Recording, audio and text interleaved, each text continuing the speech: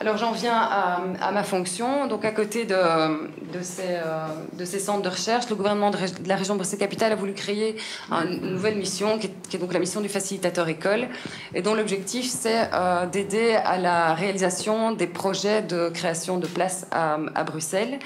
Donc on peut résumer la fonction en 4 grands axes d'intervention. Donc il y a d'abord un appui individuel aux porteurs de projets, donc les pouvoirs organisateurs qui rencontrent des difficultés dans la réalisation de leurs projets d'un point de vue notamment administratif peuvent prendre contact avec moi. Il y a aussi la mise en place d'un comité d'expertise qui regroupe l'ensemble des administrations qui ont un rôle à jouer dans la constitution des projets de création de places à Bruxelles, et pour permettre donc un échange et un déblocage de certains dossiers.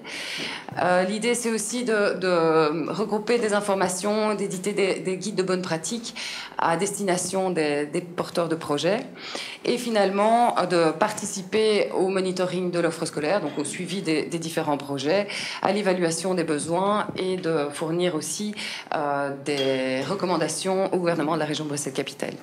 Donc l'essor démographique, comme on le voit, se concentre sur les populations en âge scolaire et a donc un impact important sur les besoins en place scolaire. On prévoit donc la nécessité de créer 30 000 places dans l'enseignement fondamental entre 2010 et 2020 et 12 500 places dans le secondaire. Alors, ces estimations partent du postulat que les écoles étaient saturées en 2010. Donc il y en a près de 29 000 qui sont aujourd'hui programmés, mais seulement 8 428 qui sont réalisés. Donc on est dans une nécessité de réaliser ces places le plus rapidement possible. Et donc c'est vrai que quand on voit ce chiffre de 29 000 places, on voit que les décisions en matière d'investissement ont été là, mais ne permettent pas aujourd'hui de répondre encore à l'ensemble des besoins.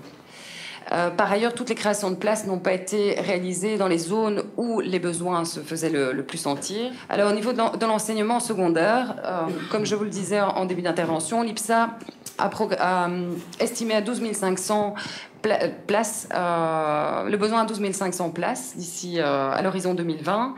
Et sur le tableau ici, on constate que seules 6 860 places sont aujourd'hui programmées. Donc à côté de la construction d'écoles, il faut rendre les écoles plus attractives, parce que donc, ça ne sert à rien d'aller... la construction de nouveaux bâtiments coûte évidemment très, très cher, et il peut être... la priorité devrait être aussi de rendre toutes les écoles actuelles les plus attractives possibles. Donc il y a un travail sur le pédagogique qui doit être réalisé, mais également un travail sur l'environnement scolaire.